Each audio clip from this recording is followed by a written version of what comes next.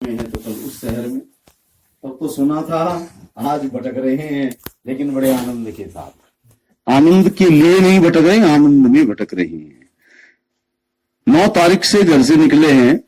9 तारीख की रात हमारी साथ संगत जी चमियाला में थी, 10 को न्यू टीरी में, 11 को घनसाली में, 12 को चमियाला में, 13 को अंजनी सैन, 14 को जाखणीदार, 15 को पौड़ी खाल, 17 को वापस चंबा टूर करते हुए, 16 को किरगणी, 17 को चंबा, 18 को ऋषिकेश पहुंचे।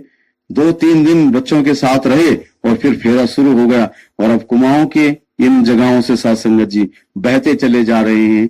आज हम जोगी तो बन गए, लेकिन साथ संगत जी आनंद में है। ऐसा नहीं कि भिक्षाम दे, भिक्षा नहीं मांग रहे, आराम से खा रहे हैं। हमें टेंशन भी नहीं और पता भी नहीं कि क्या क्या बना रखा आपने, हमें कोई तनाव नहीं, क्योंकि मौज वाले साधु है। चाह गई चिंता गई मनवा वे परवाह, जिनको कुछ नहीं चाहिए सोई सहनसा। और अगर साधु आ जाए तो लोग नीचे कमरों में सुला देते, हमें आराम से सुलाते, कोई दिक्कत नहीं। लेकिन ये आनंद की भक्ति है, परमात्मा को जानने के बाद भक्ति है। नहीं पता हमें कि कल रात किस गांव में रहना है, हमें नहीं पता, पर इनने टूर बना रखा है 31 तारीख तक, तो हमें पता है कि हमें कहाँ रहना है, इसकी हमें जरूरत भी नहीं, ये अपने आप करता है। और जिसने 31 तक का बना दिया, एक के बाद भी बनाएगा, हमारा क्या है। तेरी चिंता यही करेगा, नाम इसी का ध्याता जा, कहे अवतार गुरु से मिलकर महिमा इसकी गाता जा। यही करेगा चिंता, तेरी चिंता यही करेगा, नाम इसी का ध्याता जा। महात्मा कहते हैं, जब दांत न थे तब दूध दिया, जब दांत दिए तब अन्न भी देवे। जल में थल में पशु पक्षिन में, सबकी सुध लेते तोरी भी लेवे। जान को देते अजान को देते, जहान को देते तो को भी देवे। रेमती मूर्ख सोच करे, अरे सोच करे कुछ हाथ न होए। यहां तक मत सोच कि क्या होगा, अब सोचने वाले अगले लेन है। अब जो सोचना है वो नहीं सोच रहा। क्षण भंगुर जीवन की कलिका, कल रात को जाने खिली न खिली। क्या गारंटी है, कल लेंगे ज्ञान, क्या भरोसा रात का। क्षण भंगुर जीवन की कलिका, कल रात को जाने खिली न खिली। मलयालय मुंद समीर सुगंध, कल रात को जान चली न चली। कलिकाल कुठार लिए फिरता, तन मन की चोट झिली न झिली। जप ले हरि नाम हरि रसना, फिर अंत समय में हिली न हिली। क्या गारंटी है, इसलिए अभी से जप लो, मजा लो, इसका आनंद मनाओ। जितनी सांस दी है हर सांस इसके गीत गाओ। जब समझ में आई बात, दास ने लिखा, महादेव तेरा हल हाल में करे सिमरन। क्यों करे, क्योंकि तेरी कृपा से तो हम अगली सांस लिया करते हैं। इस साल ते इस सांस में तेरा शुक्रिया, अगली आ गई तो फिर शुक्रिया, नहीं आई तो चले, अपने हाथ में है क्या। आए आने जाने वाली सांस है, जीवन तो आने जाने वाली सांस का नाम है। महात्मा कह रहे हैं, इस श्वास पे हर श्वास में हो सिमरन तेरा, यूं बीत जाए जीवन मेरा। जो श्वास तेरे निमित्त लग गई वो भक्ति बन गई, और जो श्वास तेरे एहसास से खाली गई वो विभक्ति बन गई। उतना मैं तुझसे दूर रहा। आओ कृपा करो, ये समझ कब जीवन में मिलती है, जब संत जीवन में मिलते हैं। शासन बहुत रहस्य है इस भक्ति के भी, बहुत गीत गाए, बहुत भजन किए, बहुत पूजा की, लेकिन भक्ति न पूजा का नाम है, न जप का नाम है, न तप का नाम है। जब तप से न जाना जाए, कर्म धर्म से कोसों दूर। कोसों दूर तो फिर क्यों कर रहे हैं। जब तप से ना जाना जाए, कर्म धर्म से कोसों दूर। कहे अवतार मिले यदि स्वर्ग, तो ईश्वर का दिखे नूर। तो फिर भाई पूजा जब तक पाठ ना करे, ये बेकार है। कल भी प्रश्न हो रहा था रास्ते में, आज भी ये बेकार नहीं है। आप जब अपने बच्चे को घर में पढ़ाते हैं, बोल बेटा आ से अनार, आ से आम, तो आप अपने बच्चे को सर्टिफिकेट थोड़ी देते हैं। बोलो, कक्षा 1 से नहीं लिख सकते ना, प्रमोटेड बाय क्लास 2। आप अपने घर में पढ़ा रहे, पिताजी पढ़ा रहे, तो बोल बेटा ABCD। लेकिन जिस दिन वो स्कूल में जाता है, वो पढ़ाया हुआ भी काम आता है नहीं आता है।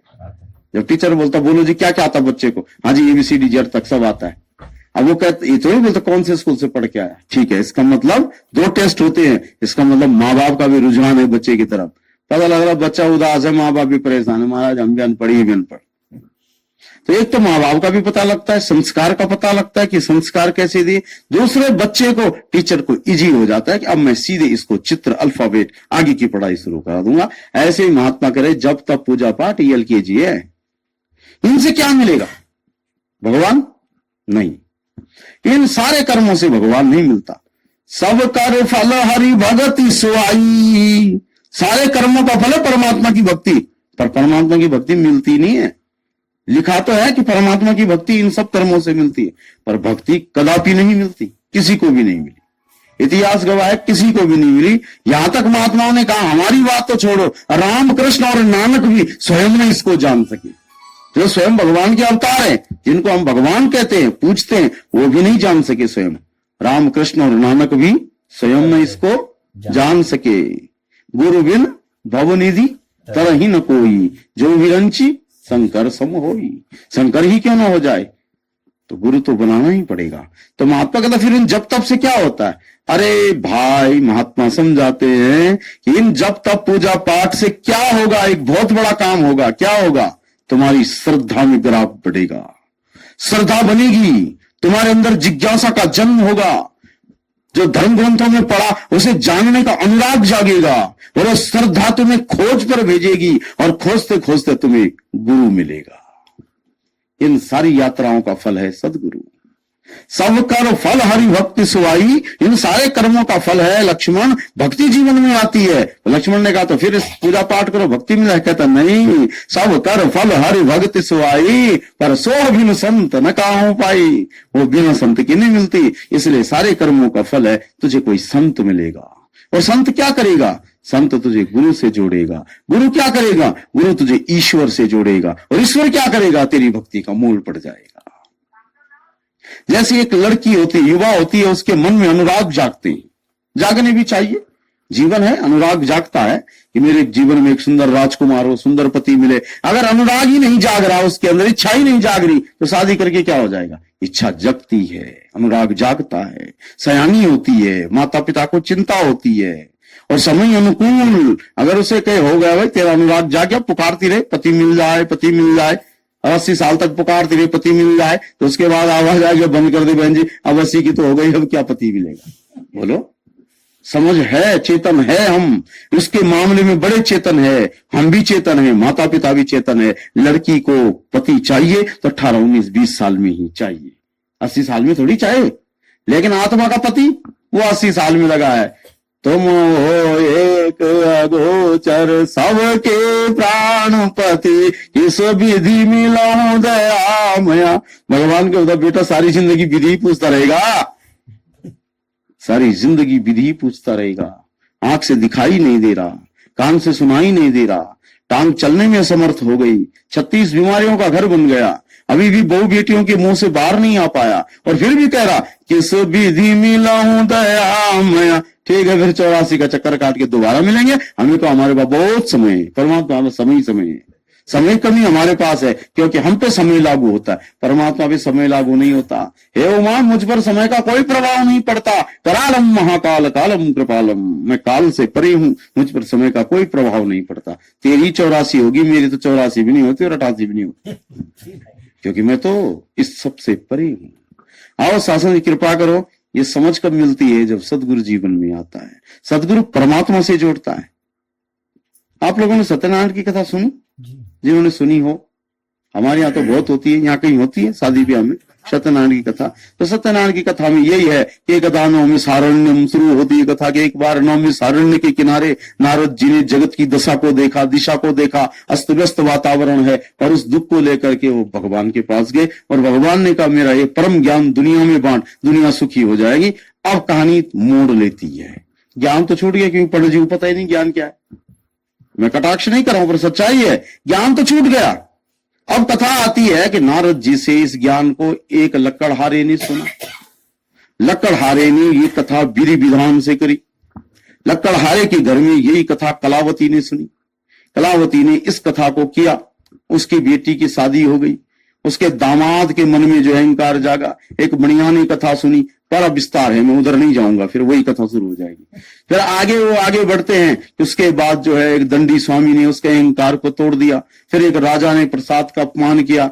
तो इन सब उस राजा का जब मति का हरण हो गया तो उसने अपमान कर दिया, लेकिन जब उसका सारा राजपाट छीन गया, वो साधु की शरण में आया, उसने भी इस सत्यनारायण की कथा करी और पूरी कहानी खत्म हो गई। और न सत्य का पता न नारायण का पता।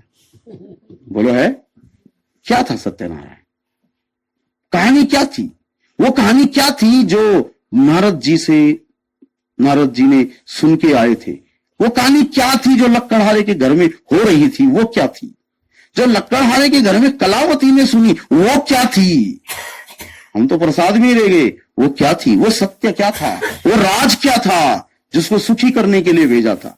अच्छा, यहां तो चलो छोड़ो, अंतिम अध्याय आ जाता और अंतिम अध्याय में कथा आती कि जिस लक्कड़हारे ने ये कथा करी वो मुक्त नहीं हुआ, वो अगले जन्म में महाराज दशरथ बनकर जन्म लिया। दशरथ के घर में राम आए और राम मिला, भगवान नहीं मिला। अभी लंबी चौड़ी कहानी सुनाई महात्मा ने।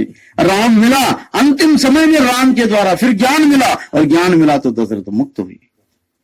जिस दूसरे राजा ने कथा करी वो नेक्स्ट जन्म में मोरध्वज बना। मोरध्वज बनकर उसके घर में भगवान श्री कृष्ण का आगमन हुआ, और जब उन्हें कृष्ण के दर्शन हुए तो उनकी मुक्ति हुई। तो बताओ, ज्ञान मिला कि गुरु मिला? और जिस कलावती इत्यादि ने कथा करी वो अगले जन्म में भीलनी बनी, उसके घर में राम आए। इस प्रकार से सारी कथा का निष्कर्ष निकलता है कि जिसने भी ये कथा करी उसे क्या मिला? सदगुरु मिला, महात्मा मिला। पर कथा क्या है? अब कथा जिन्होंने ज्ञान लिया वो देखो आज कि कथा हमारे पास है, क्योंकि आज सदगुरु बाबा जी ने कथा नहीं सुनाई। बोला बेटा कथा तूने बहुत सुन ली, लेकिन आज तुझे सत्य और नारायण मिला देते हैं। सत्य की डेफिनेशन, पहचान क्या है सत्य की? सत्य की एक पहचान है, सुबह हो या शाम हो, दिन हो या रात हो, सर्दी हो या गर्मी हो, स्थिति परस्थिति, हर परिस्थिति, हर देश, हर परिवेश, हर काल, हर समय में सत्य में कभी चेंजेस नहीं होता। 24 आवर्स एक जैसा ही होगा। सत्य सत्य ही होगा, और जिसमें परिवर्तन हो जाए वो कभी सत्य नहीं हो सकता। अभी सत्य होगा, 2 मिनट बाद मिथ्या हो जाएगा। होगा या नहीं होगा? बोलो। तो सत्य की परिभाषा क्या है? जो सदैव एक रस हो, जिसमें कभी भी चेंज ना होता हो, किसी भी हाल में, किसी भी काल में, किसी भी हाल में, चाहे ठंडा हो या गर्म, चाहे सतयुग हो चाहे त्रेता, किसी भी हाल में, किसी भी काल में, किसी भी स्थिति में, किसी भी परिस्थिति में, किसी भी देश में, किसी भी परिवेश में, 24 आवर्स जिसमें कोई परिवर्तन नहीं होता, उसे सत्य कहते हैं। और जो ऐसे सत्य को दिखा दे वो कौन है? वो नरों में श्रेष्ठ है, नरश्रेष्ठ। जैसे गांव में श्रेष्ठ प्रधान जी, तो गांव में आदमी तो सारे हैं ना, तो प्रधान जी श्रेष्ठ इसलिए है कि वो गांव के लिए सोचते हैं, वो अपने घर के लिए नहीं सोचते। बाकी सब अपने अपने घर के लिए सोचते हैं। वार्ड वाइज ज्यादा से ज्यादा अपने मोहल्ले तक सोचता है, लेकिन प्रधान गांव के लिए सोचता है, इसलिए गांव का श्रेष्ठ है। तो डीएम जिले के लिए सोचता है, डीएम जिले का श्रेष्ठ है। सीएम प्रदेश के लिए सोचता है, वहां का श्रेष्ठ है ना? ये तो है ना भाई। और जो पीएम है पूरे देश के लिए सोच रहा हो, देश का श्रेष्ठ है। लेकिन जो सदगुरु है वो पूरी मानवता के लिए सोचता है, इसलिए वो मानवों में श्रेष्ठ है। हम नर है और वो क्या है? नारायण। नर श्रेष्ठ नारायण है। तो अब सदगुरु क्या है? सिर्फ नारायण। और जो ज्ञान है वो क्या है? सत्य। और दोनों को मिला दो तो क्या हो गया? सत्यनारायण। सत्यनारायण भगवान की जय। आज बोलो जय, क्योंकि मेरे साथ सत्य भी है और मेरे साथ नारायण भी है या नहीं है? बोलो। अगर नहीं हो तो बोलो। जिनको ज्ञान है, देखो इस निराकार परमात्मा को, ये सत्य है, और जिसने जन्माया वो नारायण है। तो आज हमारे पास सत्य भी है और नारायण भी है। हम अपनी बात कर रहे हैं, अब कबीर साहब का उदाहरण देंगे। पहले देते तो आप कहते साहब आप कबीर की नकल कर रहे हैं। यही ज्ञान था कबीर साहब के पास। जिन जिन महात्माओं ने लिया, सत्य की एक परिभाषा आज कहकर जाता हूं, जिसने भी इस ज्ञान को उपलब्धि हुई उसी को भगत का दर्जा मिला है। और भगत होने के लिए 4 चीज का होना परम आवश्यक है। अगर जिनके पास ये चारों चीज है, समझ लो भक्ति शुभारंभ। और अगर चारों चीज में से एक भी नहीं है तो ट्राई अगेन, जारी रखो। ये 4 चीज क्या है? पहली चीज सबको मिली है तो मानना। पहली चीज क्या है? देखो, भोजन पे आते हैं, क्योंकि परमात्मा की बात हमारी समझ में लेट में आती, भोजन की आ जाएगी। क्योंकि दरअसल दास अपनी बात कह रहा कि राम नाम का आलसी, भोजन का होशियार, और तुलसी ऐसे जीव को बार बार धिक्कार। तो भोजन के तो होशियार है। तो सासंग जी महात्मा समझा दें कि खाना अगर आनंद लेना ना भोजन का, तो 4 चीज का होना परम आवश्यक है। पहली चीज मेरा होना परम आवश्यक है, तभी तो खाऊंगा। सबसे पहले तो मुझे ही होना चाहिए, आदमी भाई जिसने खाना है। दूसरी चीज, भोजन अभी तक नहीं है, पहला मैं। दूसरा, मेरी भूख। अगर मुझे भूख नहीं लगी है तो मैं भी हूं और भोजन भी है, पर खाऊंगा मैं? बोलो, मेरा होना भी जरूरी है। अगर 3 दिन भूख न लगे तो खाना खाने नहीं जाऊंगा, मैं हॉस्पिटल में जाऊंगा। महाराज 3 दिन हो गए, कुछ नहीं हो रहा, घर में सब भरा पड़ा है पर मन नहीं कर रहा, तो डॉक्टर लगाएगा इंजेक्शन, ले पहले ये खा फिर खाना खाना। तो कारण क्या है कि 4 चीज का होना जरूरी है, मैं, मेरी भूख, तीसरा अब मैं भी हूं, भूख भी है और भोजन नहीं है तो तभी तो दिक्कत है ना। तो तीसरी चीज क्या होनी चाहिए? भोजन। ये 3 चीज हो गई तो काम पूरा नहीं हुआ। खा लिया मैंने और उससे अपच हो जाए, अजीर्ण हो जाए, उल्टी हो जाए, उसमें कुछ गड़बड़ हो तो आनंद आएगा खाने का? तीसरी चीज है, उस खाने के बाद मुझे संतुष्टि होनी चाहिए, क्षुधा निवृत्ति, उसका आनंद, भोजन का जो आनंद है होना चाहिए ना। अगर वो ना आए तो खाना तो खा लिया महाराज, बढ़िया मटर पनीर, और 2 मिनट बाद भागा, क्या हुआ जी? गड़बड़ हो गया, सब रिटर्न वापस। कुछ मजा आया खाने का? टिकना भी तो चाहिए ना, उसका तुष्टि गुण भी तो मिलना चाहिए ना, उसका जो आनंद है वो बना रहना चाहिए। ऐसे ही भक्ति में भी 4 चीज इकट्ठी हो जाए तो भक्ति है। उससे पहले ऐसा नहीं कि वो गलत है, उससे पहले पुकार है, आरत भाव से पुकारी तो हो रही है, तुम हो एक अगोचर सबके प्राणपति, किस विधि मिला हूं दया मया, तुमको मैं कुमति। अब सब गा रहे ना, और सुबह किसी को बोल दो, और भाई साहब कुमति साहब क्या हाल है आपके, वो लठ लेके आ जाएगा, कैसे बोल दे मुझे कुमति। अरे भाई साहब मैं थोड़ी बोल रहा, आप ही तो गा रहे थे कल से हम कि किस विधि मिला दया में तुमको मैं कुमति। हम गाते भी हैं और समझते नहीं कि मैं क्या कह रहा हूं, तो सुमति होना भी तो पड़ेगा ना। तो सुमति कैसे मिलेगी? महावीर विक्रम बजरंगी, कुमति निवार सुमति के संगी। कब सुमति मिलेगी? जब सुमति वाला कोई सतपुरुष मिलेगा, जो सत में स्थित है, ऐसे पुरुष से मेरा संबंध होगा, वो एक ही काम करेगा, कुमति निवार सुमति की संगी, मेरी कुमति का हरण करके मुझे सुमति में वास करा देगा। मैं कह रहा हूं स्वस्थ होना चाहता हूं, स्वस्थ होना चाहता हूं, कभी नहीं होगा। एक काम कर, क्या डॉक्टर के पास चल जा, वो ऐसी दवाई देगा, तेरे रोग को निकाल देगा, स्वास्थ्य दे देगा। देगा या नहीं देगा? बोलो। भूख भूख चिल्लाओ, कुछ मत कर, भोजन होटल में चला जा भाई, वो तुझे भोजन देगा, भोजन अंदर जाएगा, भूख निकल जाएगी, चिल्लाहट रुक जाएगी। तरीके हैं, प्रोसेस है। अगर भगवान भगवान कर रहा तो गुरु की शरण में जा, वो तेरा अज्ञान का हरण कर देगा, भगवान को स्थित कर देगा। यही तरीका है और कोई भी तरीका नहीं। तो महात्मा कहते हैं कि ये पूजा पाठ जब तक, ये क्या है? ये परमात्मा तक पहुंचने का माध्यम है, लेकिन गुरु पहले मिलता है। गुरु जीवन में मिले तो ये सफर आसान होता है। और गुरु करता क्या है? गुरु राम हृदय में बिठाता है। कैसे? मेरी तरफ देखें, एक्शन मूवमेंट। सदगुरु करता क्या है? ये एक्शन की स्थिति है। राम गयो रावण गयो जाका बहु परिवार, कह नानक फिर कुछ नहीं सपनों सब संसार। एक महात्मा ने पकड़ दिया बोलने वाले को, उसने बोला भाई साहब आप गलत कह रहे। उन्होंने कहा तो रब्बी वाणी है। उन्होंने बोला रब्बी वाणी है, मेरे सामने तुम ही बोल रहे, तुम जवाब दो इसका कि जब राम गए रावण गए, एक ही जैसे आए और एक ही जैसे गए, तो राम बन के क्या फायदा? पाओ पियो रावण ही बन के जाओ। सफर तो एक जैसे ना, राम भी गए रावण भी गए, कोई बात हुई? राम तो राम है, रावण रावण है। और आपने बड़े इजी कह दिया कि राम गयो रावण गयो जाटा बहु परिवार, कहे नानक फिर कुछ नहीं सपने सब संसार। राम भी आए वो भी गए, रावण भी आए वो भी गए, दोनों विदाउट टिकट। तो हमारा राम बनो चाहे रावण बनो, जाना तो ही। लेकिन अर्थ कुछ और था, महापुरुषों की वाणी कुछ और थी। वो कह रहे थे राम गयो कहां? अंदर, हृदय के प्रदेश में। राम गयो रावण गयो। जब तक राम हृदय में नहीं बैठे, बस जाए दिल में राम है यार जू अगर, तो साफ दिल का हर घड़ी आंगन किया करे। जब तक किराएदार मकाए, किराया मकान है महात्मा का, महात्मा भी सुना मैंने हल्द्वानी में रहते, हो सकते हैं यहाँ किराएदार रख दे। तो किराएदार कब तक क्या मालिक बनकर बैठेगा? जब तक मकान मालिक नहीं आया। और जिस दिन मकान मालिक आ जाए खाली करो, हमें अब चाहिए लकड़ी की शादी है जो भी है, किराएदार बोला ठीक है प्रभु हम चले। तो हमने राम को तो बाहर का रखा, उसको बाहर ढूंढ रहे हम, कहीं मंदिर में, कहीं मस्जिद में, किसी कोने में, किसी गिरजा घर में, वहां ढूंढ रहे हैं। और अंदर बैठा है रावण का साम्राज्य। इसलिए हम बात राम की करते हैं, हरकत रावण की होती है, कारण कि अंदर किराएदार वही बैठा है। तो महात्मा कह रहे हैं राम को अंदर कर, राम इन रावण आउट। राम गयो रावण गयो। अब है असली बात, जाता बहु परिवार। रावण का बहुत बड़ा परिवार है, 1 लाख पूत 1.25 लाख नाती, बहुत बड़े परिवार है। काम क्रोध मद मोह लोभ अहंकार, सब रावण की सेना है, वो सब चले जाते हैं। कब? जब राम आते। राम गयो रावण गयो जाका बहु परिवार, कहे नानक फिर कुछ नहीं सपनों सब संसार।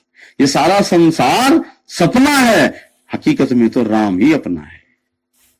इसलिए जो राम के साथ जुड़ जाते, पहचान बताई महात्माओं ने, क्या पहचान है? देखो 4 चीजें। पहली चीज क्या है? मैं, यानी भगत। भक्ति मैंने करनी तो मेरा होना तो जरूरी है ना। हाँ बोला जी तुम चले जाओ राम तब मिलेंगे, तो कहां जाओ तब? मैं, पहला मैं, मुझे होना जरूरी है, मेरा होना परम आवश्यक है क्योंकि मुझे भक्ति करनी है। दूसरा, भक्ति वाला भाव। अगर भाव ही नहीं है तो भगवान आके भी क्या कर लेंगे? भगवान तो आए थे, दुर्योधन को भी ज्ञान दिया, और आपको हैरानगी की बात हुई कि भगवान ने अपना विराट रूप अर्जुन से पहले दुर्योधन को दिखाया। अब आपको ध्यान नहीं होगा जब शांति दूत बनकर गए, जब उन्होंने बोला पकड़ दो इसे, चारों तरफ कृष्ण ही कृष्ण, दिखाया अपना जलवा, देख मेरा स्वरूप, मैं कौन हूं। लेकिन उसके बाद भी कह रहा, जाना विधर्मा न चबे प्रवृत्ति, मैं जानता हूं कि आप भगवान हैं और आप में सारी बात आपने ठीक कही, पर मेरी आदत तो पंगे लेने की है ना। बिना युद्धामिन के सवा, बिना युद्ध के मैं दूंगा ही नहीं। तुम कुछ भी करो, तुम भगवान हो चाहे परमात्मा हो, पर बता दो पांडवों को युद्ध के बगैर में 1 इंच भी नहीं दूंगा। तो भगवान ने कहा फिर ठीक है, तू इंचों में ही कटेगा बेटा।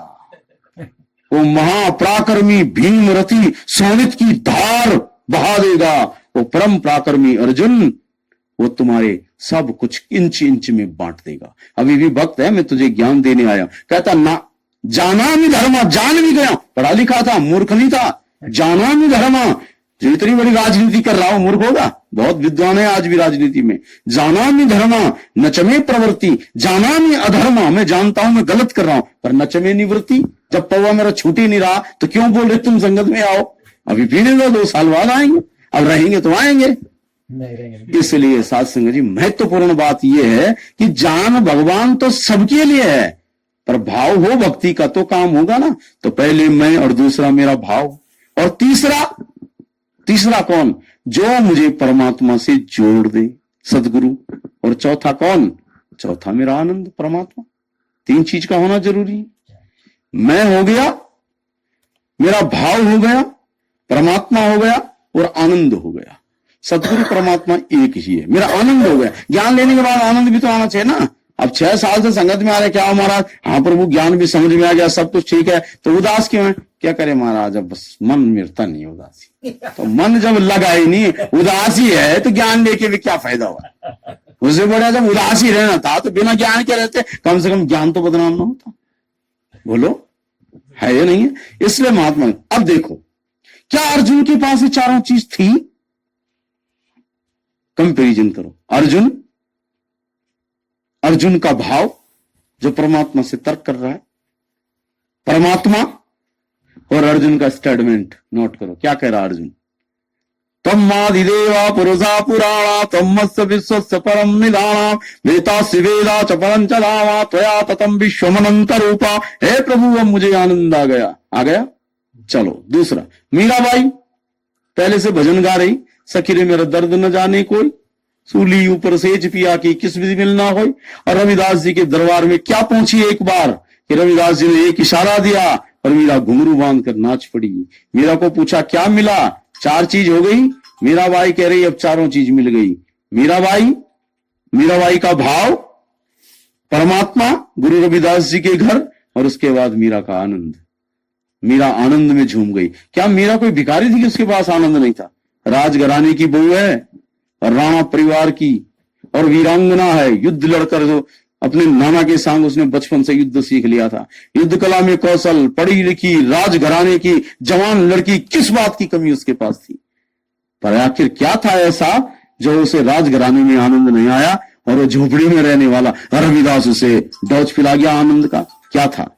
इसलिए महात्मा निरंतर समझाने का प्रयास करते हैं कि शासन ये तो मनोस्थिति है जिनके पास भी। अब कबीर साहब के पास ये 4 चीज है, तो कबीर साहब भी कह रहे हैं मेरे पास 4 चीजें। पहली बात कबीर साहब, दूसरा कबीर साहब का भाव, तीसरी बात गुरु परमात्मा, और चौथा कबीर का आनंद। इसलिए कबीर स्टेटमेंट दे रहे, जिस मरने से जग डरा मेरे मन आनंद, मरने से ही पाइए पूर्ण परमानंद। मैंने पूर्ण परमात्मा को देख लिया।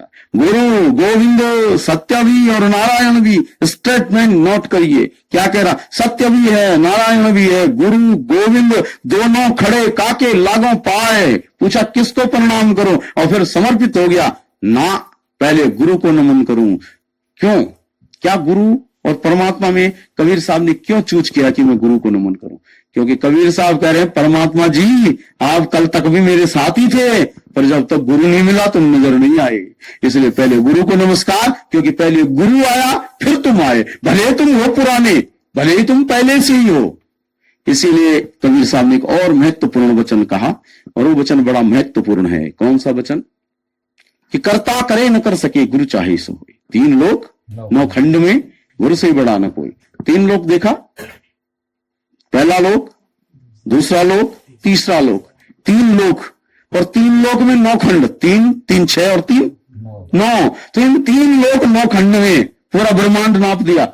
यही ज्ञान था, इसीलिए तो कहा 3 लोक। जिन्होंने ज्ञान लिया समझ में आया, नीचे 3, बीच में 3, ऊपर 3। 3 लोक का मतलब आदि अंत और मध्य। ये आदि मध्य और अंत में 3 लोक में 3-3 खंड डिवाइड किया है, क्योंकि किसी भी जो पढ़े लिखे महात्मा है वो समझ जाते किसी भी बिंदु को क्लोज करने के लिए कम से कम ट्रायंगल 3 एंगल की आवश्यकता पड़ती है, तब वो बिंदु बंद होता है। तो 3 को फिर 3 से, तो 3 लोक 9 खंड में गुरु से बड़ा न कोई, कर्ता करे न कर सके गुरु चाहे सो होय। अब मैं आपसे पूछता हूं, परमात्मा को ऐसा काम है जो नहीं कर सकता? है कोई ऐसा काम जो परमात्मा नहीं कर सकता? तो कबीर साहब झूठ बोल रहे। फिर कबीर साहब कह रहे तो कारण होगा ना, स्टेटमेंट दे रहे महात्मा कि गुरु गोविंद 3 लोक 9 खंड में गुरु से बड़ा न कोई, कर्ता करे न कर सके गुरु चाहे सो होय।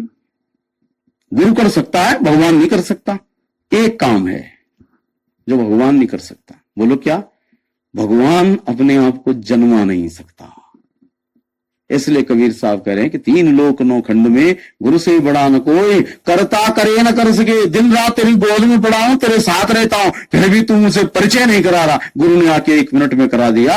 कर्ता करे न कर सके गुरु चाहे, अगर गुरु चाहे तो इससे भेद खुलता है। इसलिए गुरु ब्रह्मा गुरु विष्णु गुरुर्देव महेश्वरा गुरु साक्षात परब्रह्म तस्मै श्री गुरुवे नमः। और आज अपने आप को देखो, आपके पास है 4 चीज। पहली चीज मैं, दूसरा आपका भाव। अगर भाव नहीं हो तो क्यों परिवार बैठा है? ये तो बोलते महाराज आराम से सुन दो, सर्दी के दिन है, उधर ही कहीं रह लो होटल में। भाव है इसीलिए तो इंतजार में बैठे हैं।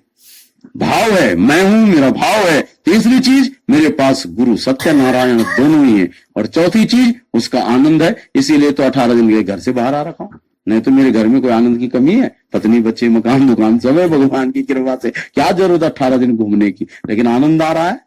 राजी हम उसी में जिसमें तेरी रजा है, इस हाल वाह हवा है, उस हाल वाह हवा है। ये भगत के पास 4 चीज होती है। नहीं तो दुनिया कह रहा महाराज भक्ति बड़ी सुंदर चल रही जी, लगाया तिलक पूजा पाठ करी, होगी भक्ति। भगवान का पता नहीं, तो भक्ति किसकी कर रहा है? हे भाई, देश भक्ति वही कर सकता है जिसका कोई देश हो। अगर किसी व्यक्ति से पूछो आप किस देश के हो, और मुझे पता ही नहीं, तो नाम क्या? देशभक्त। तो कौन से देश का भगत है भाई? देश का तो पता नहीं। अरे देशभक्त होने के लिए पहले देश का होना जरूरी है। हम इंडियन, मैं इंडियन हूं, अब मैं देश की भक्ति के लिए समर्पित हूं। फौज में भर्ती हो गया, बंदूक उठा दी, चलो जी लड़ाई करने। जाना कहां है जी? कौन से देश का पता ही नहीं, तो पता लग रहा अपने देश को ठोक दिया। पहले ये तो विजन क्लियर हो कि मैं किस देश की तरफ से लड़ रहा हूं। देश है तो देशभक्ति का मैं जज्बा लेकर चल सकता हूं। माता पिता है तभी मैं मातृ पितृ भक्त बन सकता हूं। एक आध मेरे में मातृ पितृ भक्त हूं, माता पिता के वो तो 3 साल पहले चले गए, तो अब भक्ति अब कर रहा, तब करता नहीं जब माता पिता थे। तब तो टाइम नहीं था, महाराज में नौकरी में था, तो अब भक्ति कर रहा माता पिता की फोटो लगा रखे, उन पे लगा माता पिता तुम मेरे। तो जब वो माता पिता थे तब तो उन्हें चावल नहीं पूछा, फेंका नहीं एक फूल भी जिनकी तरफ, कभी मरने के बाद कफन को फूलों से सजा दिया। एक फूल बर्थडे पे दिया कभी मम्मी को, कभी मोटे चावल ढंग से खिलाया उसे, बहू ने कभी खाने दिया चैन से। और 13वें के दिन सब सज धज के करे मंगलम भगवान विष्णु। और वो इसलिए नहीं कर रहे कि सांस मुक्त हो जाए, हे प्रभु तेरी लाख कृपा मैं मुक्त हो गई, अब सेवा करने की जरूरत नहीं है, बड़ी परेशान करती थी, रात को कांचते थे, मैं अब चैन से सो जाऊंगी, इसलिए तेरी पूजा करे। स्वार्थ की पूजा करी हमने, किसी के लिए कोई नहीं कर रहा, किसी के अंदर इतना जज्बा नहीं है। अरे जीते जी अपने माता पिता का सत्कार नहीं कर पाए, मरने के बाद कौन करने वाला है? किसी को समय नहीं, सब जगत की रीत है, गोलमोल मामला है, ईश्वर से अलगाव के कारण है, टकराव के कारण है। आओ कृपा करो, सच मुझे महात्मा समझाते हैं कि भक्ति कुछ और है, और ये तब जीवन में आती है जब सदगुरु जीवन में आता है। संत मिले साहिब मिले, अंतर रही न रेख, मनसा वाचा कर्मणा साधु साहिब ये। और तीसरी एक बात कहकर फिर वाणी को विराम दूंगा, क्योंकि ज्ञान में भी समय लगेगा। एक बात जरूर कर, हम प्रतीकों में उलझ गए, सबसे बड़ा ये विडंबना है। राम कृष्ण मोहम्मद नानक किसी भी रूप में ईश्वर की पूजा करे, बहुत अच्छी बात है, मैं पूजा का विरोध नहीं, कर लेना चाहिए, कहीं ना कहीं अपनी मनोवृत्ति को टांग लेना चाहिए, लेकिन उलझ जाना भगवान में भी गलत है। भगवान भी चित्त में और उलझाव है तो क्या फायदा, भगवान के आने के बाद तो सुलझाव होता। उदाहरण के लिए एक पिता ने, बच्चा ब्रह्म ज्ञानी था, वो अपने पिता को समझा रहा था ज्ञान की बात। पिताजी ने कहा तू क्या समझाएगा यार, तो छोटा बच्चा है, हम तो इतने पुराने हैं। तो पिताजी ने कहा बेटा ऐसा कर, आम लेके आ। उसने कहा जी कितने दाने, कहता ले आ 5-10 दाने जो भी है। वो गया बाजार से और उसने बाजार से ना आम की 10 फोटोएं लाई, फर्स्ट क्लास, अलग अलग, लंगड़े की अलग, उसकी अलग, चौसा अलग, सारी फोटो पिताजी को दिया, ये आम है। पिताजी ने कहा अरे नादान, ये आम नहीं है। कहता आप प्रूव करो ये आम नहीं है, पूछो किसी को भी। पूछा माता जी ये क्या है, उन्होंने बोले बेटा आम है। दूसरे भाई को बुलाया जी ये क्या है, उन्होंने कहा आम है। तो पिताजी ये आम ही है, खास नहीं है, ये आम ही है। और सब कह रहे हैं आम ही है। पिताजी ने कहा लेकिन बेटा इसको खाओ कैसे। उसने कहा यही तो मैं बताना चाहता हूं कि आम फोटो पर सिर्फ समझने के लिए है, खाने वाला आम तो कुछ और है। ये जो फोटो वाला राम है, असल में राम तो कोई और है, उसको पहुंचना पड़ेगा। ये राम तो इसलिए है कि मेरी मनोवृत्ति राम के साथ जुड़ जाए, लेकिन जिंदगी भर फोटो में ही उलझ गया। अरे चित्र वाला परमात्मा हकीकत में बड़ा विचित्र है मेरे भाई। 2 कदम आगे बढ़, बहुत हो गया, अब जागृति दिल में ला कि राम तू है कौन, कैसे तुझ तक मैं पहुंचूं।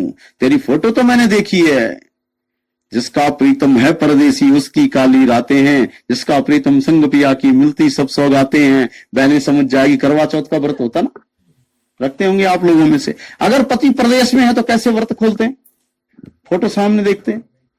जिसका पति घर है वो भी फोटो देखिए तो पति खुश होगा, क्या बोलेगा, बोलेगा भाग्यवान मैं जीत हजार का यहाँ खड़ा हूं तो फोटो लेके जा रही कि नहीं जी आप पिछले साल परदेश थे, और पिछले साल को मार को लिया तो तेरे सामने खड़ा हूं। अरे पति सामने है, तू फोटो लेके जा रही है।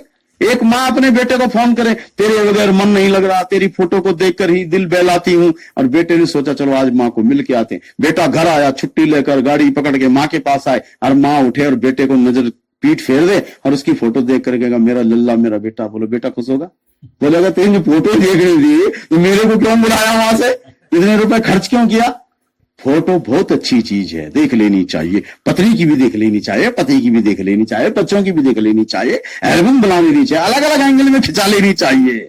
कभी साड़ी में खिंचाओ, कभी कोट में खिंचाओ, खूब लगाओ। पर्स में मैंने भी लगाई है, अपनी बच्चों की भी लगाई है, अपनी पत्नी की भी लगाई है, और माता पिता की भी लगाई है, और गुरु की भी लगाई है, सबकी लगाई, बहुत अच्छी बात है, खिंचा लेनी चाहिए। जैसे हमें अपनी फोटो देखनी चाहिए, परमात्मा की भी लगा लेनी चाहिए, क्या दिक्कत है, वो भी तो हमारा है ना। पर क्या सिर्फ पति की फोटो मात्र से काम चल जाएगा, क्या बेटे की फोटो मात्र से काम चल जाएगा, तो फिर परमात्मा की फोटो मात्र से काम क्यों चल रहा है। इसलिए महात्मा समझाना चाहते हैं ये दर कुछ और है, यहाँ कुछ बातें और होती है। आओ कृपा करो। फिर हम प्रतीकों में उलझ गए। बहुत सुंदर प्रतीक है, सरस्वती का ले लेता हूं 1 सेकंड के लिए। सरस्वती का प्रतीक है कि फोटो है, एक औरत है, सरस्वती औरत दिखा रखी है, और फिर सरस्वती ना औरत है ना पुरुष है, वो तो ज्ञान है। तो सरस्वती जो है वो एक स्त्री में दिखा रखी, और वो स्त्री कमाल की बात है कि आप सरस्वती के इमेज करो, चित्र इमेज करो।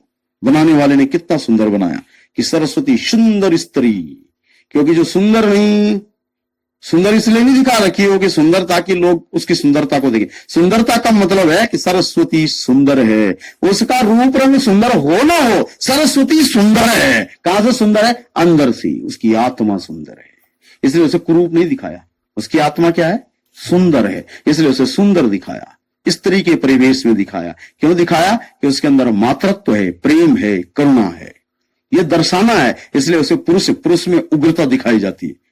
पुरुषत्व में जो है वो उग्रता होती है, नारी में जो है वो कोमल भाव दिखाए जाते हैं, इसलिए स्त्री लिंग उसको दिखाया गया। चलो आगे बढ़ते हैं। अब दिखाया किसके ऊपर है, एक हंस के ऊपर। अब विचार करो 60-70 किलो की औरत अगर हंस के ऊपर बैठेगी तो हंस का क्या होगा, वो जिंदा रहेगा। पर दिखाया है महात्मा ने, और दिखाया है तो कोई कारण होगा। ऐसा तो है नहीं कि उन्होंने वैसे वोट टाइम पास करने के लिए बनाई। या हमें भ्रमित करने के लिए हे हंसवाहिनी ज्ञानदायिनी अम्ब विमल मति दे, लिखावे हंसवाहिनी, हंस के ऊपर बैठी है। लेकिन साथ संगत जी हम हंस नहीं थे इसलिए समझ नहीं आया। सदगुरु के दरबार में आकर जब हंस बनते तब समझ आता है सरस्वती ज्ञान की देवी है। किसकी देवी है? ज्ञान की देवी। और ज्ञान की देवी कहां बैठती है? हंस के ऊपर। और हंस क्या खाता है? मोती।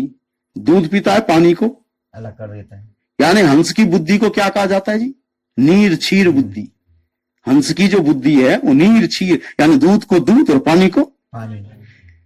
इसका मतलब क्या है? हे इंसान, अपनी बुद्धि को विवेकवान बना। क्या ग्रहण करना है और क्या छोड़ना है ये समझ वाली बना। और ये तभी बनेगी जब तेरे ऊपर सरस्वती की कृपा होगी। कब बनेगी? तो सरस्वती मेरे चित्त में बैठ जाए तो मेरा मन क्या बन जाता है? हंस बन जाता है। फिर वो गंदगी में मुंह नहीं मारता, फिर वो गंदगी नहीं खाता, वो मोती चुनता है। इस ज्ञान सरोवर में डुबकियां लगाते हैं। इस ज्ञान के सरोवर तो हंस बन जाता है मन। कब? जब ज्ञान जीवन में आता है। ये हंस वाहिनी ज्ञान दाहिनी अम्ब विमल मति दे। फिर हाथ में क्या दिखा रखा? ज्ञानी जो है वो उसके अंदर संगीत उतरता है, उसके अंदर गीत उतरता है, उसके अंदर विचार उतरता है। तो एक हाथ में पुस्तक दिखा रखी। पुस्तक किसका प्रतीक है? ज्ञान का प्रतीक। सरस्वती आई अंदर, ज्ञान आया अंदर, बना है हंस, बुद्धि नीर क्षीर बन गई। तो अब गाली थोड़ी देगा, अब गीत गाएगा। तो गाली किताब तो आज तक छपी नहीं, कहीं छपी? भले हमें सब आती है, पता नहीं कहां से आती है, मुझे भी नहीं पता। किसी ने अपने बच्चे को स्कूल में भेजा कि गाली का कोर्स करा रहा हूं अपने बेटे को? बोलो, किसी ने अपनी बेटी को बोला कि बेटी मैं गाली का कोर्स करा रही हूं? लेकिन सास बहू को देखो, ऐसा लगता है जैसे इन्होंने पीएचडी करी हो। लगता है ना? कहीं होता है बेटा स्कूल गाली का? नहीं है ना? और पढ़ाई लिखाई का स्कूल है और उसमें 33 नंबर से ऊपर नहीं आते। मर गए आदमी, 70% नहीं आ रही। और गाली की क्लास लगाओ 100% आ जाएगा। पता नहीं कहां से आई, पता नहीं, क्योंकि गलत चीज अपने आप प्रवेश कर देती है। सफाई करनी पड़ती है ना घर की, और 2 दिन झाड़ू मत लाओ तो धूल डालते हैं अंदर, अपने आप आती हो, पता नहीं कहां से आती। धूल तो अपने आप आती है और झाड़ू डेली मारना पड़ता है। तो इसलिए महात्मा कहते हैं अपनी बुद्धि नील क्षीर कब होगी? जब ज्ञान प्रवेश करेगा। तो हम प्रतीकों में उलझ गए। हम फोटो वाली सरस्वती ठीक है, बस अंदर में वही हूं। सुबह बोले हम मति दे, और से हमको पैक पी के सारी मति हरण के अंदर से आ रहा है, सारी मति हरण। और सुबह फिर हम मति दे। तो फोटो वाली माता भी बोलती ना तुझे कभी सुमति आनी, ना तूने मुझ तक पहुंचना, तू लगा रहे श्याम को पौवा भी, सुबह माफी मांग। यही जीवन का चर्चा बना हुआ है। परिवर्तन कैसे आएगा? बस जाए दिल में राम है यार जीव अगर, तो साफ दिल का हर घड़ी आंगन किया करे। राम लक्ष्मण सीता भरत शत्रुघ्न 4 भाई है। अब 4 भाई हमने धनुष बाण वाले रहे होंगे अपने टाइम पे, मैं उस तरफ नहीं जाना चाह रहा, लेकिन असल में राम लक्ष्मण भरत शत्रुघ्न क्या है? ये भी ज्ञान के प्रतीक है। देखो, पहली बात, अगर चाहते हो मेरे हृदय में राम आए तो राम नहीं आएंगे इतनी आसानी से। यहां तो काम ही काम भरा हुआ है, राम कैसे आएंगे? विचार करो, अगर आपके यहां मुख्यमंत्री आ जाएं, परमात्मा तो बहुत बड़ी बात है ना, चलो मुख्यमंत्री, अगर भाई साहब मुख्यमंत्री दौरे पे आ जाए आपके कृषि विभाग के अंदर, सीएम साहब का दौरा हो, सीएम साहब से पहले कौन आएंगे? पहले तो ये लाइव वाले आएंगे लाइव वाले सर्वे करेंगे, सीएम साहब आ रहे हैं भाई, ऐसे थोड़ी कोई। फिर उसके बाद फोर्स लगेगी, सिपाही लगेंगे, उसके बाद डीएम और आपके विभाग के तो बड़े बड़े अधिकारी पहले ही खड़े हो जाएंगे, 2 दिन पहले से नींद उड़ जाएगी उनकी, फाइलें तैयार करो, साहब आ रहे हैं जी, कौन पहले ही आ जाएगा, सब आ जाएगा ना। तो सारे अधिकारी, अभी सीएम तो अपने घर में सो रखा, सीएम ने तो 5 मिनट पहुंचा हेलीकॉप्टर में, सीएम तो 5 मिनट में पहुंचेगा हेलीकॉप्टर से, सब तैयारी है। तो प्यार से बोले, मैं वही ले जाना चाह रहा, ये सारे दल बल आएंगे ना, उसके बाद मीडिया आएगी, उसके बाद सुरक्षा व्यवस्था आएगी, चेकिंग होगी। एक सीएम आपके विभाग में इतने लश्कारे के बगैर नहीं आता, परमात्मा ऐसे ही आ जाएगा जैसे मर्जी। वो सीएम से छोटा है कोई, परमात्मा हमारा मतलब ऐसे हमने घंटी बजाए राजा, जब हैरान हूं भगवान तुम्हें कैसे ले जाऊं मैं, कोई वस्तु नहीं है ऐसी जिसे सेवा में लाऊं मैं, करूं अब ये ना कि तुम मौजूद हो हर जहां, निरादर है बुलाने को अगर घंटी बजाऊं मैं। तुमको चपड़ासी हो कि मैंने घंटी बजाई, हाँ जी महाराज क्या आज्ञा है, हम तो ऐसे चाहते हैं, ऐसे मालिक बने कि घंटी बजाए, भगवान आए चपड़ासी की तरह, हाँ बच्चा क्या चाहिए, हम बोले महाराज भैंस दूध नहीं दे रही, ठीक है प्रभु दूध दे दी। अरे ऐसा भगवान होता कहीं? ऐसा तो इंसान भी नहीं होता, वो भी बिना तनख्वाह के कुछ नहीं करता। भगवान भगवान है, उसको उसी की अंदाज से बुलाना पड़ेगा। भुजाएं है न गर्दन है न सीना है न पेशानी, तुम्हें निर्लेप नारायण कहां चंदन लगाऊं। हे प्रभु कैसे तेरी भक्ति करूं। तो महात्मा समझाते हैं इसके अंदर भी सबसे पहले राम नहीं आएंगे, सबसे पहले आएंगे सबसे छोटे भाई साहब शत्रुघ्न। शत्रुघ्न शब्द की मीनिंग समझ ले, शत्रु प्लस घन बराबर शत्रुघ्न। जिसके आने से घन मने होता है नाद भय, और शत्रु मने होता है दुश्मन। जिसके आने से मेरे अंदर के दुश्मन भयभीत हो जाए। कौन से दुश्मन? काम, क्रोध, मद, लोभ, अहंकार। वो जब आता है तो दुश्मन भयभीत होते हो। तो शत्रुघ्न कौन है? सदगुरु का ज्ञान ही शत्रुघ्न है। जब तक ज्ञान नहीं आया, परमात्मा तो छोड़ो, आत्मा भी नहीं आती। हाँ, वो आत्मा आ जाए भटकने वाली तो कुछ कह नहीं। तो जब तक शत्रुघ्न नहीं आए, अब चलो फिर हम वैसे ही बोल दे झूठ की महाराज मेरे अंदर तो आ गया शत्रुघ्न। उसकी भी पता है शत्रुघ्न अकेले नहीं आता, शत्रुघ्न आता है हमारी तरह थोड़ी चल पड़े अकेले। शत्रुघ्न जी अपनी पत्नी के साथ आते हैं। पता कैसे लगेगा? झूठ भी तो बोल सकते हैं ना। मैं यहाँ पे बैठा, मैं बोले मेरे अंदर तो शत्रुघ्न आ गया जी, ज्ञान आ गया। मतलब तो ज्ञान का पता कैसे लगेगा? शत्रुघ्न जी महाराज आ गए, इसका पता कैसे लगेगा? तो शत्रुघ्न की पत्नी का नाम नहीं, शत्रुघ्न की पत्नी का नाम है श्रुति कृति। क्या नाम है? श्रुति कृति। जब ज्ञान हृदय में आता है तो हमारा मन क्या सुनने को करता है? सत्संग सुनने को। ये पहचान है। और नहीं तो क्या होता महाराज, ज्ञान तो मैं 3 साल में लेने संगत होना टाइम नहीं, तो समझ लो झूठ बोल रहा हो, वहां ज्ञान है ही नहीं। ज्ञान होता तो उसका मन सत्संग सुनने को करता, क्योंकि ज्ञान की पत्नी है श्रुति कृति। ज्ञान प्रतीक है शत्रुघ्न का, जिसके और जब मेरी कृति परमात्मा की चर्चा सुनने में लगेगी तो अंदर के विकार तो भयभीत होंगे ना। वो बोलेंगे अब टाइम नहीं, अब 4 बजे संगत जा, अब पवा टाइम पे। जब 4 बजे संगत का टाइम हो गया, पहले पौवे का टाइम था, अब शत्रु भयभीत, क्योंकि टर्न बदल गया। दूसरे नंबर पे आते हैं छोटे भैया लक्ष्मण साहब। लक्ष्मण का मतलब है लक्ष्य प्लस मन बराबर लक्ष्मण। जिसका मन ने लक्ष्य बना दिया हो। क्या लक्ष्य बना दिया हो? एक परमात्मा ही मेरे जीवन का आधार हो। लक्ष्मण का था ये लक्ष्य। जब भगवान राम बन गए और लक्ष्मण से कहा कि माता पिता के साथ रहो, माता पिता बीमार है, माता को जरूरत है, दोनों भाई घर में नहीं है, आप यहाँ रहो। तो लक्ष्मण ने क्या कहा? महाराज ठीक है मैं घर में रहूंगा, लेकिन एक बात ध्यान में रखना। क्या है जी? मम पिता रामचंद्रो, मम माता रामचंद्रो, मम पिता रामचंद्रो, मम भ्राता रामचंद्रो, मम सखा रामचंद्रो, पूर्णस्य मयि रामचंद्रो दयालु, नान्येव नैव जाने न जाने न जाने। मुझे नहीं पता कि माता पिता क्या होते हैं, भाई बंधु क्या होते हैं, चाचा ताऊ क्या होते हैं। मुझे राम के अलावा कुछ भी नजर नहीं आता। मेरा एक ही लक्ष्य है, राम ही मेरे जीवन का आधार है। अब आप बोलो मैंने कहा रहना? भगवान का जब तेरा राम ही आधार है तो यहाँ करेगा भी क्या? चल मेरे साथ ही चल। तो लक्ष्मण का मतलब क्या? जिसका मन इस एक के साथ लक्ष्य साध रहा हो, इस संकार के साथ जुड़ गया हो। अब बोलो जी मेरा तो जुड़ा हुआ है, तो झूठ भी पकड़ा जाएगा, क्योंकि लक्ष्मण की भी पत्नी है। और लक्ष्मण की पत्नी का नाम क्या है? उर्मिला। उर्मिला क्या होता?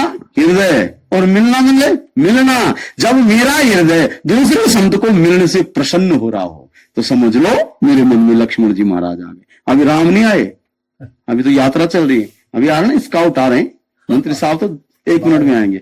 अभी स्काउट चल रहे सब। राम भी तो सुरक्षा व्यवस्था ना राम के साथ, लक्ष्मण जी तो वो आ गए, उनकी पत्नी भी आ गई, लक्ष्मण की पत्नी उर्मिला। तभी तो आप सब महात्मा दौड़े हमें मिलने के लिए। नहीं तो मेरी कोई रिश्तेदारी है कोई? बोलो इस गांव में कोई ब्लड का रिश्ता है मेरा?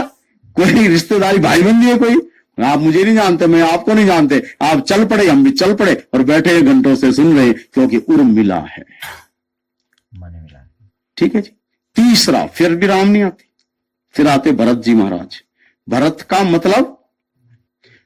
का मतलब है कि जिसके आगमन से 2 घटनाएं होती है। भरत का मतलब भरत भगत भी है और भाई भी है। भरत के आगमन की 2 रचना है कि परमात्मा में चित्त का लगना और संसार से चित्त का छूट जाना।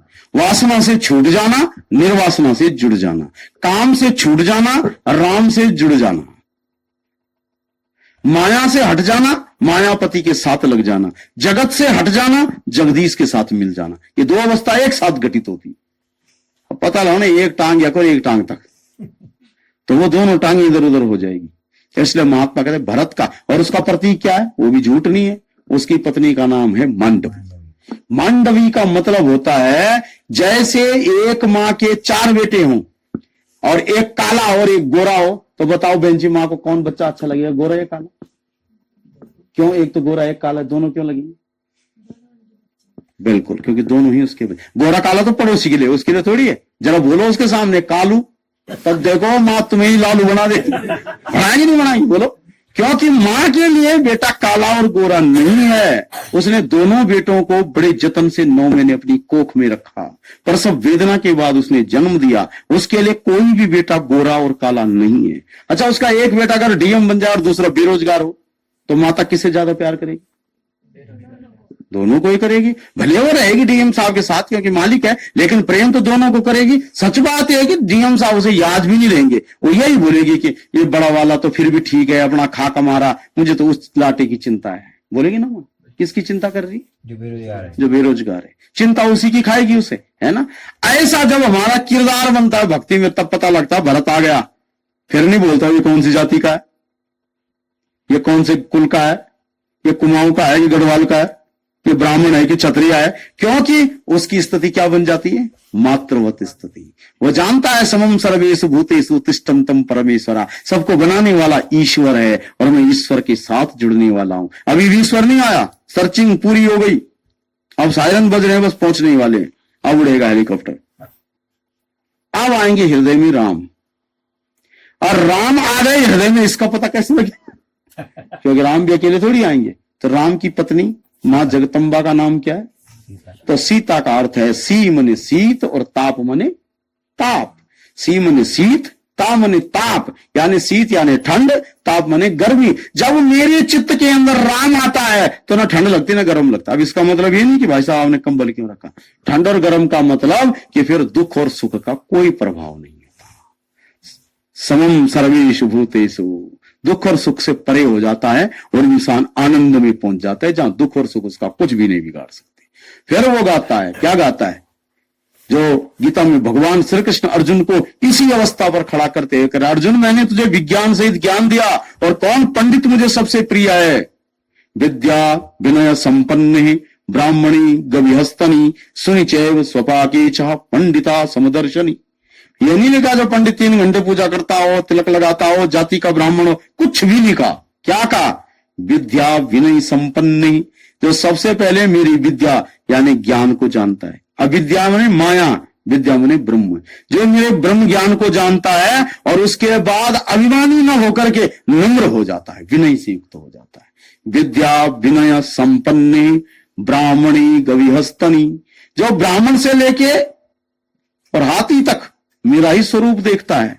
ब्राह्मणी गविहस्तनी सुनिचैव स्वपाके च, चंडाल से लेकर और ब्राह्मण तक जो सिर्फ मुझे ही देखता है, वो चंडाल में भी मुझे ही देखता है, वो ब्राह्मण में भी मुझे ही देखता है।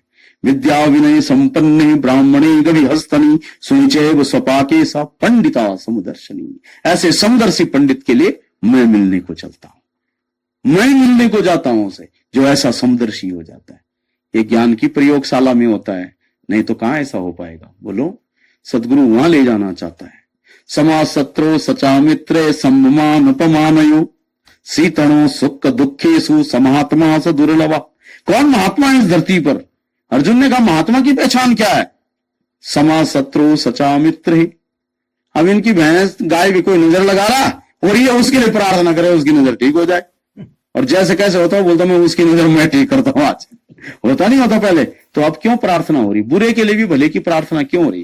क्योंकि समा शत्रु सचा मित्र, वो शत्रु नहीं जानता कि मुझ में परमात्मा है, पर मैं तो जानता हूं कि मेरे शत्रु में भी परमात्मा है। इसलिए महात्मा क्या करें? समा शत्रु सचा मित्र, वो शत्रु और मित्र के साथ समान व्यवहार करता है, चेतनता के साथ। ऐसा नहीं कि शत्रु के घर में वो खाना खा रहा और अचेत होकर, चेतन रहता है कि कोई मेरा अहित न करे, पर अपनी तरफ से कोई नफरत नहीं करता।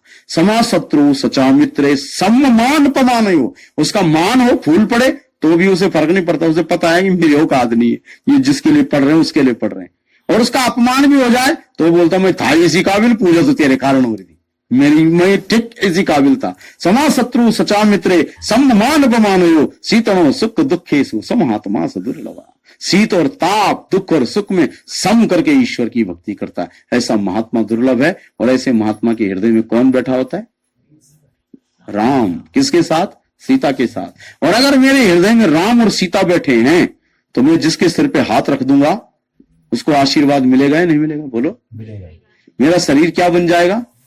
मंगल भवन। क्योंकि यहां कौन बैठी है? मंगल मूर्ति। जिस मंदिर में परमात्मा होता है मंदिर की भी सफाई होती। ठेके में गए कभी सफाई करने? क्या आज सफाई अभियान ठेके को साफ करना है? पता लग रहा है अंदर 4 साफ करने गए, बाहर 4 की जगह 8 आ रहे हैं। तो ठेका हमें साफ कर देगा, लेकिन सफाई कहां होती? मंदिर परिसर में। आज मंदिर की सफाई करने के लिए महात्मा जा रहे हैं। तो आज भवन की सफाई, भवन में सेवा होती है नहीं होती? तो ये शरीर क्या बन गया? मंगल भवन। और जैसा यहां परमात्मा बैठा तो दशरथ जी बहुत महात्मा रामचरितमानस करे, मंगल भवनाया मंगल हारी। ये मंगल भवन बन गया, अमंगलों का हरण हो गया। अपना तो छोड़ो, अरे तुम भी आओ, टच करो इस शरीर को, वही मिलेगा जो राम से चाहिए, क्योंकि राम कहीं और नहीं, मेरे हृदय में बैठा है। मंगल भवन। अब निकलेगा हृदय से किसी के लिए किसका बुरा हो, क्योंकि वहां तो राम बैठा है, रावण थोड़ी बैठा है, राम बैठा है। मंगल भवन अमंगल हारी और उमा सहित जे जपत पुरारी। वो पुरारी हृदय गम हो जाता है। तो आओ कृपा करो साधुसंग जी, हम शरीरों में उलझे हुए हैं, ये अशरीरी जगत की बात हो रही है, इसकी यात्रा कुछ और है। और ये यात्रा गुरु के चरणों से शुभारंभ होती है और गुरु के चरणों पर ही साधुसंग जिसका विश्राम होता है। इसलिए महात्माओं ने कहा उस गुरु की बलिहार जा जिसने राम मिलाया। तो यही अरदास, यही प्रार्थना कि आओ कृपा करें। साधुसंग जी बात है देखने की, एक बात कहकर वाणी को विराम दूंगा। महात्मा भी बाहर बैठे थे, इन्होंने एक सुंदर बात की कि मुझे लग रहा कि यहां भी कुछ नहीं दिखेगा देखने का। तो देखने के लिए कभी भी आंख पर्याप्त नहीं, एक बात ध्यान रखना, आंख पर्याप्त नहीं है कुछ भी देखने के लिए। मैं उदाहरण देता हूं, अगर मैं कहूं कि गैरोला जी को देखो तो आप किससे देखोगे? आंख से ना। इसका मतलब पर्याप्त हो गई? नहीं पर्याप्त है। उदाहरण देता हूं, मैं कहूंगा भाई साहब दाल में नमक देखना, तो कैसे देखोगे दाल में नमक? है जी, आंख से देखो। फिर क्यों नहीं देख रहे? इसका मतलब आंख धोखा दी गई, आंख का विषय नहीं है। ये गैरोला जी को स्थूल को देखना आंख का विषय था, अब नमक तो घुल गया है, रस बन गया है, और रस को देखने की क्षमता आंख में नहीं है भाई साहब? दाल में नमक देखो, कैसे देखोगे? जीभ से, क्योंकि रस का संबंध जीभ से है, रस का संबंध आंख से नहीं। आंख में रस पड़ेगा तो दर्द हो जाएगा। रस का संबंध कहां है? जीभ से। चलो लाइट बंद करते हैं, मैं बोलता हूं भाई साहब आप इस कमरे में मेरा मोबाइल ढूंढ लो, तो अब रस तो इसमें है नहीं जो जीभ लगाएंगे, और आंखों का विषय है नहीं क्योंकि अंधेरा है, तो कैसे ढूंढोगे? प्रकाश तो बंद कर दिया, स्पर्श। Very good. आप अंधेरे में हाथ मारोगे ना, क्योंकि ये क्या है? मोबाइल। तो आपने किससे देखा? त्वचा से। स्पर्श त्वचा का सब्जेक्ट है। तो यानी सिर्फ आंख नहीं देखती, जरूरत पड़ने पर त्वचा भी देखती है जब उसका विषय आता है। और जब रस का विषय आता है तो जीभ में पानी अपने आप ही आता है, लाना भी नहीं पड़ता, पूजन भी नहीं पड़ता, जीभ से पानी टपक पड़ता है, रस वाली चीज आ जाए सामने तो। अगर क्यों आता नहीं आता बोलो? तो उसका सब्जेक्ट है। अच्छा अंधेरा है, आप अंदर बैठे हैं, स्पर्श की भी बात नहीं है, बाहर से किसी ने आवाज मारी, भाई साहब अंदर हो, देखा नहीं आपने, पहचान जाते हो ना ये कौन से चाचा जी की आवाज है? ताऊ जी। पहचान जाते हो? कैसे पहचाना आपने? आंख ने देखा नहीं, स्पर्श आपने किया नहीं, रस चाचा जी का चखा नहीं, कैसे पता लगा चाचा जी? आवाज से, ध्वनि से। ध्वनि का सब्जेक्ट कान के साथ है, कान से सुना, आकाश तत्व का सब्जेक्ट है। इसलिए अपने अपने तत्व के अनुसार शरीर देखता है, लेकिन परमात्मा को कौन देखेगा? क्योंकि परमात्मा न तो आकाश है, आकाश तत्व सिर्फ आकाश तत्व को पहचानता है, आंख सिर्फ स्थूल को पहचानती है, प्रकाश तत्व को पहचानती है। आंख का तत्व सूर्य है, वो प्रकाश तत्व को पहचानती है। कान का तत्व आकाश है, वो आवाज को पहचानता है। त्वचा का तत्व स्पर्श है, वो स्पर्श होकर पहचानता है। चलो अगर हम सब बैठे हैं और अचानक यहां एक गैस छोड़ दी जाए तो कैसे पता लगेगा आपको कि गैस छूटी? सूंघ के, नाक से। यानी जो सुगंध का तात्पर्य है उसका संबंध नाक से, इसीलिए इनको 5 ज्ञान इंद्रियां कहा गया है। कहा गया, ठीक है। तो परमात्मा में न तो रस है, न गंध है, न वेब्स है, न तरंग है। कौन देखेगा परमात्मा को? आंख कैसे देख लेगी परमात्मा? क्योंकि आंख का सब्जेक्ट नहीं है। कान कैसे देख लेगा? कान का सब्जेक्ट नहीं है। नाक कैसे सूंघ लेगा? नाक का सब्जेक्ट नहीं है। तो परमात्मा को कौन देखेगा? जो तत्व मेरे पास ऐसा है जिसका यहां भी कोई सब्जेक्ट नहीं। तो कौन सा तत्व है मेरे पास ऐसा? आत्म तत्व। क्योंकि आत्मा तत्व परमात्मा को देखती है, और इसलिए जब आत्मा परमात्मा को देखती है तो मस्ती कान भी लेता है, क्योंकि वो तत्व तो सर्वोत्तम तत्व है। वो तत्व क्या है? सर्वोत्तम तत्व। एक बार झगड़ा हो गया शरीर में, कान ने बोला मैं बड़ा, मैं सुनूं ना तो काम ना हो। नाक ने कहा जी अजी मैं सूंघूं ना तो आपको पता ही नहीं लगे कि गंध है कि दुर्गंध है। सबका तर्क था। आंख ने कहा छोड़ो तुम, अगर मैं ना देखूं तो तुम गिर जाओ कहीं, ठोकर खाओ, खाने पीने की बात तो बाद में है। तो जीव ने कहा मैं अगर खाना ना खाऊं तो तुम्हारी आंख नाक पे ऊर्जा कैसे पहुंचेगी। सबका अपना तर्क था। अंत में उन्होंने फैसला किया कि कौन बड़ा है। तो ये सब काफी देर से आत्मा सुन रही थी। तो आत्मा ने कहा ठीक है, आप लोग बहुत हल्ला कर रहे हैं, मैं कुछ देर के लिए शरीर नगर से बाहर चली जाती हूं, तुम अपना डिस्कस करते रहो। और जैसे आत्मा निकली वो छटपटाए। उन्होंने कहा भाई साहब आप मत जाओ। कहता क्या? कहता आप ही सबसे बड़े हो भाई, तुम्हारे बगैर हमारी कोई कीमत नहीं है। बोले मुर्दे पे आंख होती है, मुर्दे पे कान होता है, मुर्दे पे नाक होता है। अगर नहीं होता तो क्या नहीं होता है? वही तत्व नहीं होता जिसके कारण वो सब चल रही है। वही तत्व ईश्वर को पहचानता है। तो ये प्रैक्टिकल है। आप आज बैठे देखें समझे। सुनी समझे मुनि मुदित मन, मन जई अति अनुराग। सुनो समझो और इसका आनंद लो, और जो इसका आनंद लेते हैं उसके लिए महात्माओं ने लिखा कि मंजन फल फे कहीं तत्काला काक हो पिक पकहू मराला। कि जैसे ये गुरु का पर्दा हटता है, कौवा जो है वो कोयल बन जाता है और बगुला हंस बन जाता है। तो हम भी बगुले थे, कौवे थे, जब भी करते क्वां करते थे। न माँ को भाता था न पिता को भाता था। आज इसने कोयल बना दिया। इतनी देर से मैं बोल रहा हूं और आप सुन रहे हैं। ये इसका प्रभाव है कि कौवे को इसने कोयल बना दिया है। अब इससे ज्यादा कि मैं फिर ज्यादा बोलूं और आपको मैं कौवा प्रतीत हूं, तो मैं अपनी वाणी को विराम दे रहा हूं। क्योंकि जो कुछ कथा है सो इसकी है, मेरी अपनी कोई कथा नहीं। इसी भाव के साथ सबके चरणों में दास शीश रखकर नमन करता है। सर्वे भवन्तु सुखिनः, सर्वे सन्तु निरामया, सर्वे भद्राणि पश्यन्तु मा कश्चित् दुःखभाग् भवेत्। साथ संगत जी प्यार से बोलिए। तेरी ओट सहारा तेरा, तन मन भूल जुमावा, कहे अवतार तेरे ही माता, गिन राखी